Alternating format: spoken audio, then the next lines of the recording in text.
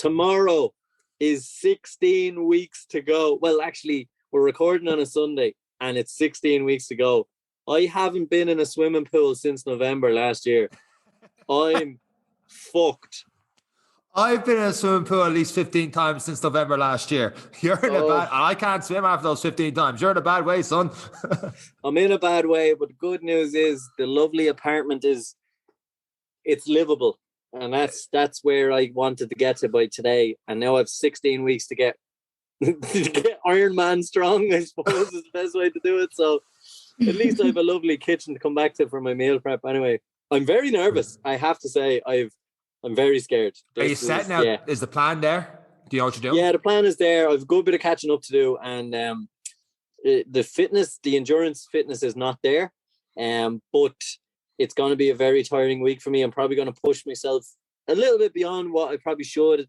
But I've catch up to do. And that's just how it has to be. But I'm blessed it's the summer. So cycling in and out to work is going to become a very regular occurrence. It has to. I'm going to have to live on the bike. And so I'm going to suffer probably for the next 3 weeks. But tolerable suffering, it's just endurance training. Before you said remember, that... I just remember. That's what this is a choice. You are choosing to do this. Yeah. You've said this for a long time, though. I said I'd do them before I'm 30, and I'm 30 in September. And you know what? At least showing up to the start line, I'll have accomplished something. And hopefully I'll have put enough in the tank to go, yeah, I learned a lot. Did I? Yeah, I might. 16 weeks might actually be perfect for me. I don't know, I tend to peak after 12 and most, or 10 after marathon training and stuff. So I might have enough, but it's going to take a big chunk of my time. And I'm also going to Helsinki for an entire month of this. So it's going to be interesting. We'll start tracking it from tomorrow. And Mondays are actually my rest day according to my plan. So that's a big bonus. So I'm going to have a great start to my training week tomorrow, but I might just start into the weights and plenty of stretching. I've done a lot of bending and twisting and not a lot of running, so I'm probably going to do about an hour of yoga tomorrow to kick it off. Well, we talked about this before. This has got like a month or two on the podcast. You talked about swimming and how you weren't going to make too much of a difference in your times and stuff in the swimming. But the fact you haven't been in the pool that much, has your priorities changed now for these 16 weeks than what you were thinking 2 months back before everything got in the way and just life in general? Do you know what? It was the worst thing I was told was, sure, like if you could train for a year with the swimming, you're only going to save 10, 15 minutes. Whereas if you train on, it was probably the worst thing I could be told, because the lazy part of Eric was like, sure, fuck that's all. But as we've always touched on, the fear of the water and the fear of not being able to I know I can run all day and I know at some point I'll be able to cycle all day. The water is a scary element, but I know in 16 weeks, I think I'm supposed to do 2 training sessions in the pool a week. But I think I'm going to up that to 3, just for my own peace of mind. So that's the measure I'm taking to kind of build the confidence, and it will build. Like 16 weeks is a very long time. It's short when you're taking on something like this, but in the grand scheme, like 3 swims a week, an extra swim, starting to get into sea swimming now, lake swimming now, and I will build that confidence and the endurance, and we'll get there. We will get there. It is nerve-wracking. I need a good solid week so I can actually kind of relax, because it's stressed me out that I haven't started training. Well, in that case, it's just the way the cookie crumbles. Hit the intro music, Sean. I was just about to say, I can see you getting a little bit nervous now, all these questions sent your way. So instead of questions being sent your way, we're going to talk about the questions that have been sent our way in part 2 of our Q&A from the Instagram a couple weeks ago. So with that said, let's hit the intro music and let's go.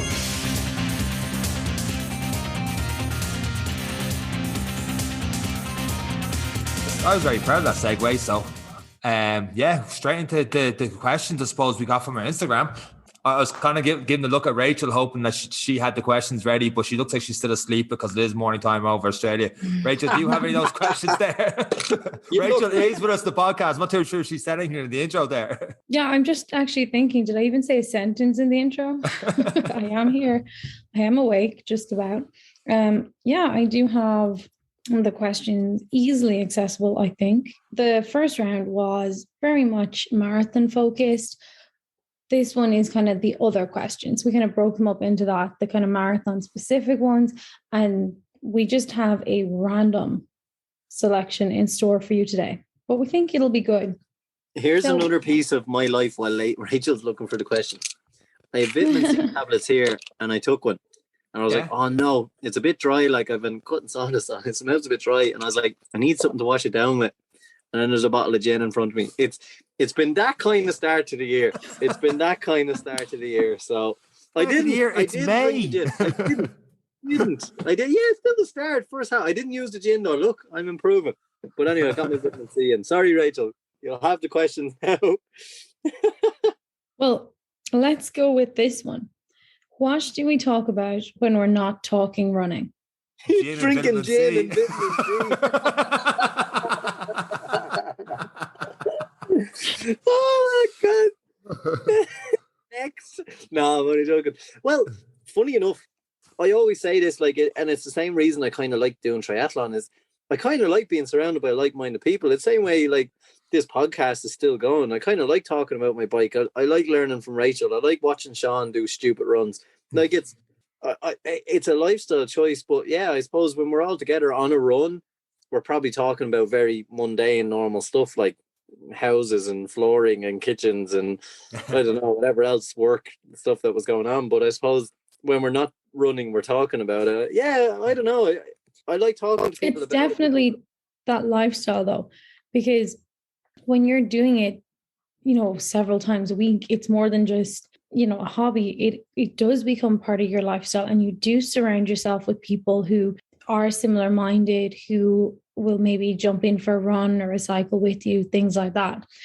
So obviously, when you're surrounding yourself with those people, you are going to talk about it. Like you said, learning from people or just even having a bit of fun. Like, it is important.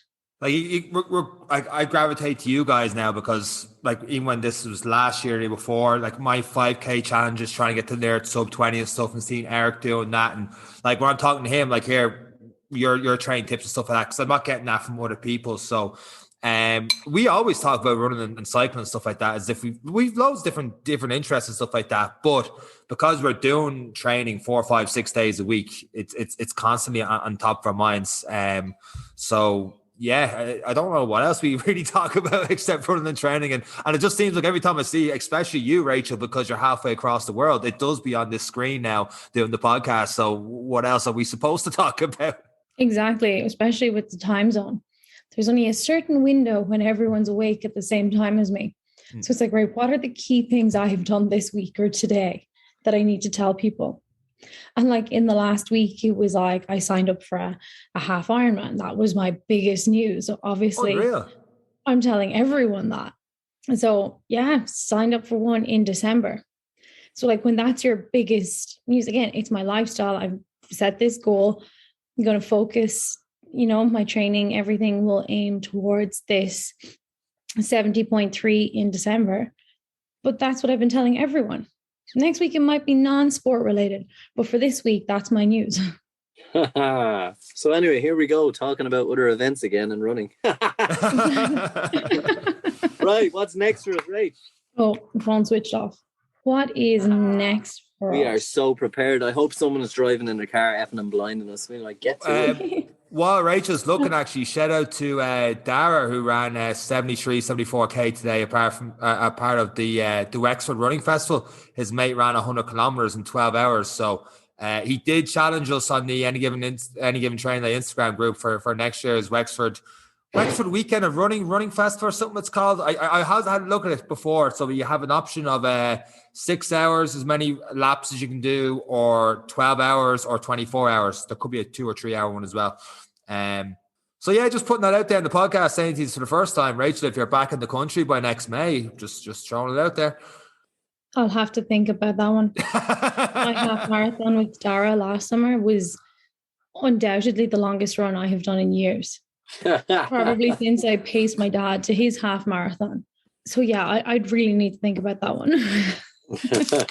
Well, I've 1 foot in. I'm putting it out there already. It's a year to go. I'm 1 foot. I'm enter. I think I'm going to enter. let me get through the next 16 weeks. So there's your public answer on that one. We already answered another Instagram question while we're waiting. Okay, Strava, good or bad?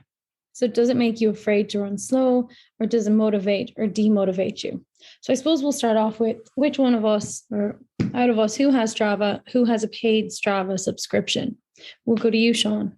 So I do have a paid Strava subscription because I can't read or understand terms right. So when we did the Advent Christmas challenge there back in December, I thought you needed a paid subscription to set up a group challenge, get as many people involved in that as we could.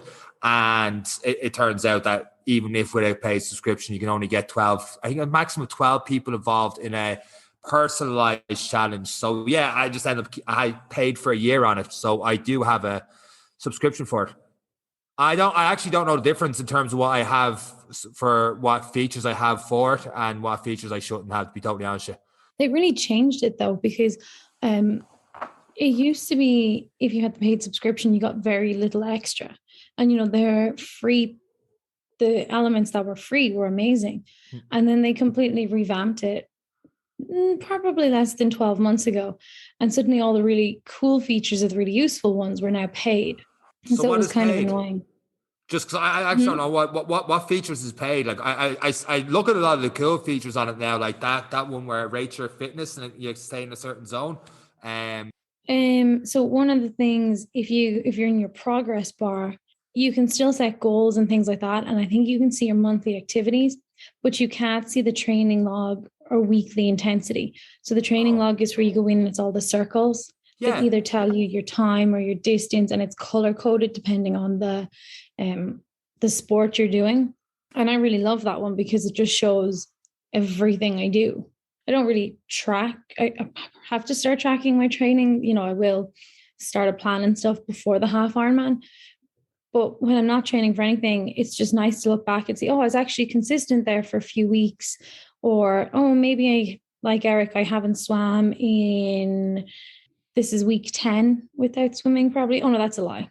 It's almost week 10 without training for swimming. So, it just helps you see that quickly. So I do really like that feature. Yeah, well, I suppose I haven't really been training, so I haven't really noticed. But I suppose I'll probably touch on the element of it does sit in my head about elapsed time when I decided to stop and stretch during a long run, and it's taken a long time for me to go, I don't care what people think I did or didn't do. I'm out there to do my own thing.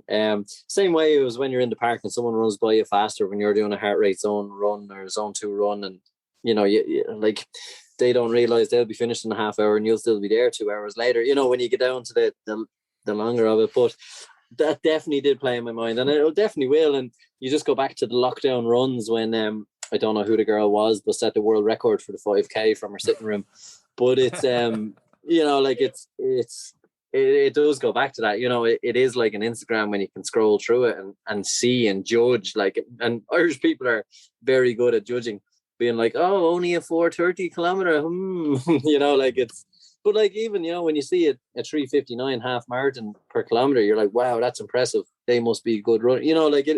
We are impressed because we know what it takes to go that quick. So, it does kind of pet the ego a little bit, I suppose, or hinder you a little bit. But apart from that, I haven't paid for the features because obviously you get them with the watches, and every app has its own features and tracking this and tracking that. So I think I do most of mine through Garmin. I that 7-day tracker I kind of do through Garmin because I have the heart rate monitor and all linked in. So I won't pay for it twice, I suppose, is probably the best way to look at it for me. But yeah, I do love it. I do love looking back on it. But at the end of the day, you're always looking to the next run anyway, and you're only as good as your last one. So yeah, it's kind of nice to look back on a year later when you get a reminder. But apart from that, it's all about what's next week and what's coming up for me. Yeah, exactly. Like there's so many people using Strava. Like for me, my runs are a lot shorter than yours.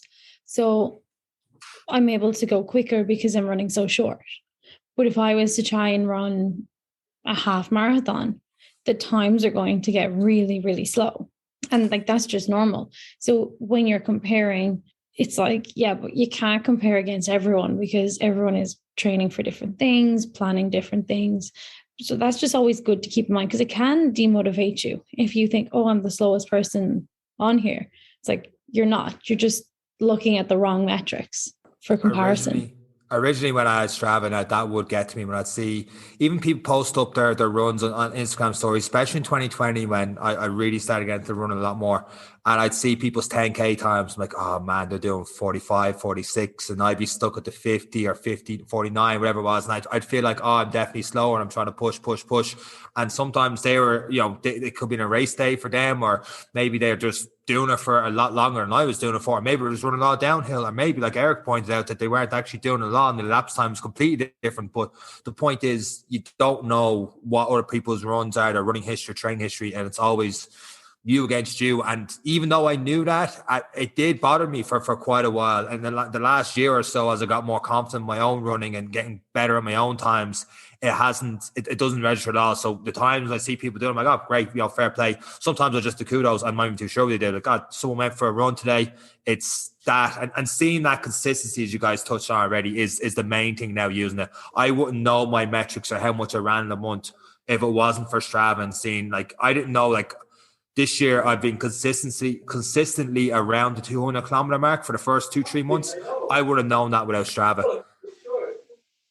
Yeah, and it pushed me a bit more. Like, one of the really cool features on Strava is it shows you your matched runs. So let's say you run a loop all the time. You can actually look back and see what you were doing that loop in on average like a year ago.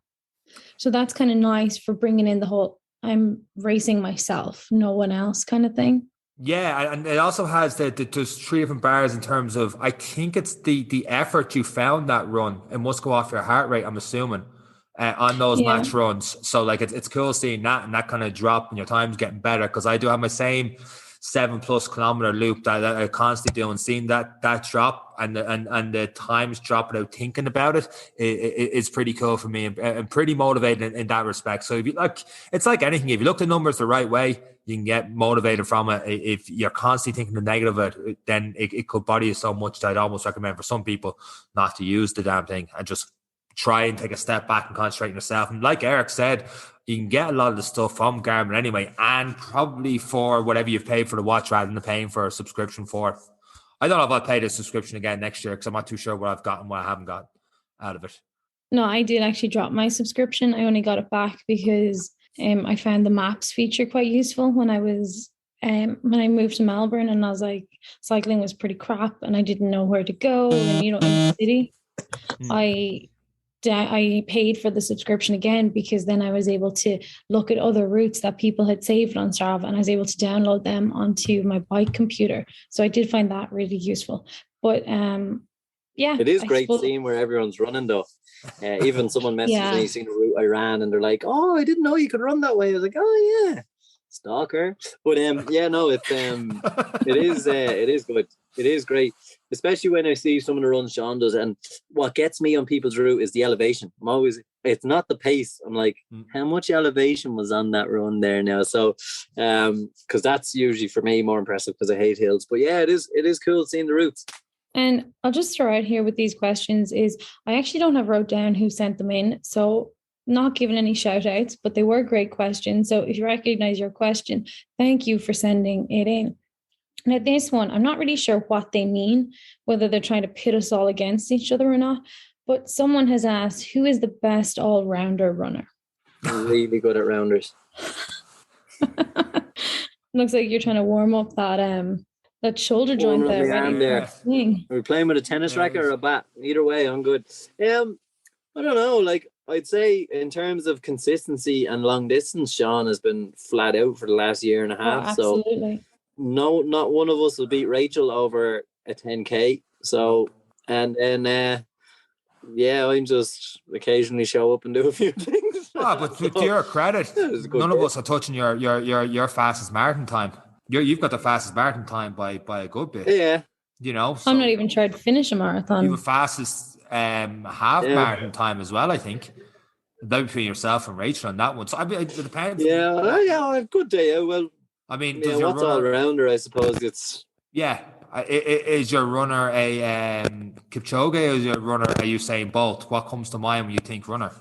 Yeah, Two completely it all just depends on what yardstick Like Mine is goggins. I admire people who do trail running and backpack running and yeah, all that like 24-hour stuff where you're losing sleep. Like I find that like you did the 4x48 and 2 marathons over 2 days because we slagged you over it, but it was absolutely brilliant though. Yeah, because you're pushing the body, you're pushing willpower, you're pushing everything. So to me, that's really impressive.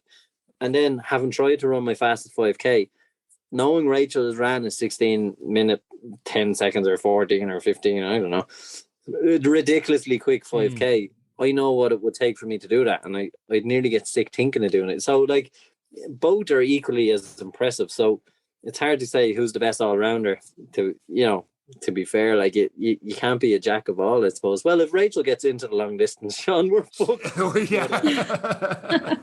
So probably Rachael, if she's enthusiastic enough to go long distance. That's a big if. Yeah. Now, the only thing putting me off the half Ironman was running the half marathon at the end.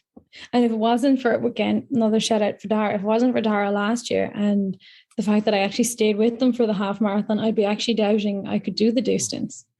But yeah, we'll see how that goes. I'll keep you posted. I have just under 7 months to prepare, so I should be fine. I know I have to run now, so maybe I'll actually around twice this weekend, like 2 days in a row. Don't be soft. Right, one more question, Rach.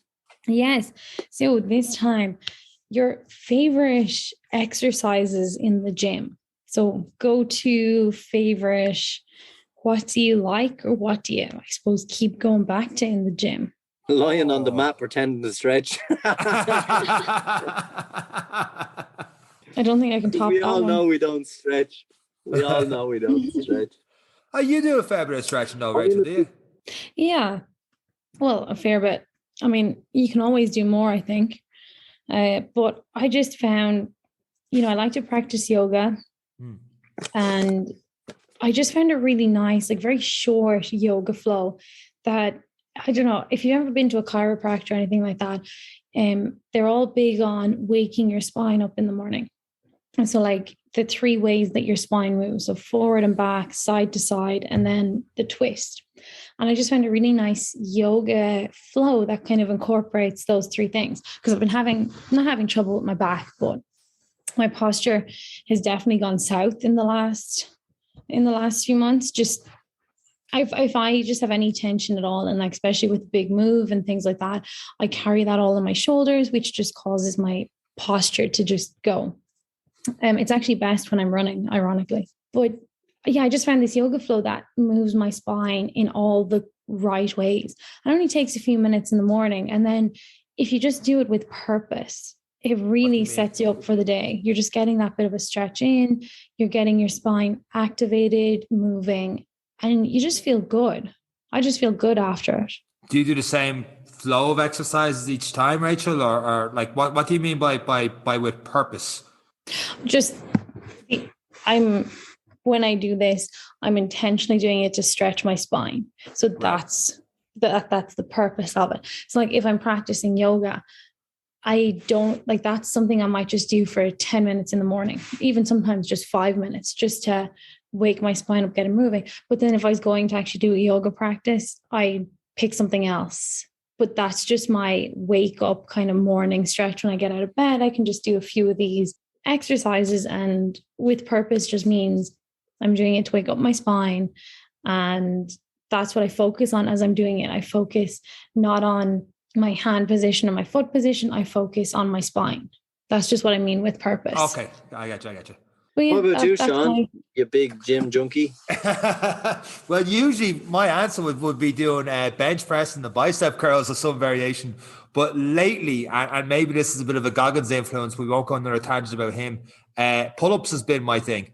So, one thing I can't do at all. I can get one, I think.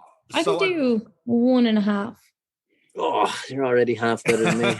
So I've been doing 3 different pull-ups sessions each week. Now, before I go into this, I'm doing it because I think sometimes people forget, like in terms of training and stuff, you know, there's always different benefits and stuff. Me, it's just I want to do more pull-ups.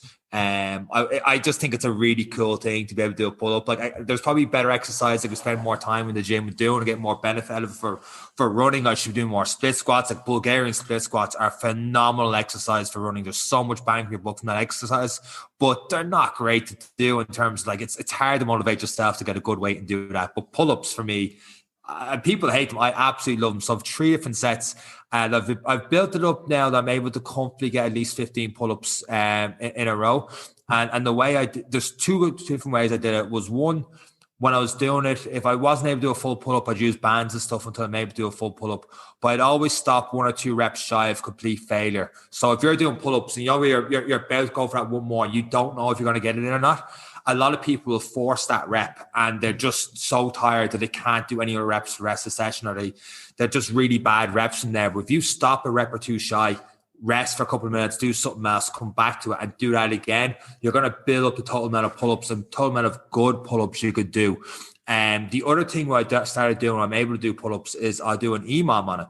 So I started at the start of the year. I have a video on my Instagram where I did like 5, but usually I do 4 pull-ups a minute every minute. So it went for like 20 minutes. So I got 4 pull-ups a minute for 20 minutes. And then I started adding a bit. So I go for 25 minutes. And it kept going to like an hour now. So I come on a Friday. The lads think I'm mad here doing it, but I enjoy coming from the hour, switching off, doing me pull-ups. So last Friday I came in, just gone, and I was like 5 pull-ups a minute on the minute.